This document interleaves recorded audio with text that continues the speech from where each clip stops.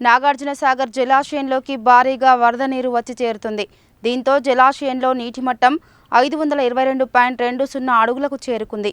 కృష్ణానది పరివాహక ప్రాంతంలోని ఆల్మట్టి, నారాయణపూర్, శ్రీశైలం జలాశయాలలోకి భారీగా వరద నీరు వచ్చి చేరుతుండటంతో ఆ ప్రాజెక్టులన్నీ నిండుకుండను తలపిస్తున్నాయి. దీంతో వచ్చిన నీటిని వచ్చినట్టే దిగువకు విడుదల చేస్తుండటంతో నాగార్జునసాగర్ జలాశయంలోకి భారీగా వరద నీరు వచ్చి చేరుతుంది. బుధవారం ఉదయం నాగార్జునసాగర్ ప్రాజెక్టులోకి 2,32,843 క్యూసెక్కుల వరద నీరు వచ్చి చేరుతుంది. దీంతో ప్రాజెక్టు పూర్తిస్థాయి నీటిమట్టం 590లకు గాను ప్రస్తుతం 522.20 అడుగులకు చేరుకుంది. పూర్తిస్థాయి నీటి నిల్వ సామర్థ్యం 312.5050 టీఎంసీలుగా కాగా ప్రస్తుతం 153.3180 టీఎంసీలకు చేరుకుంది.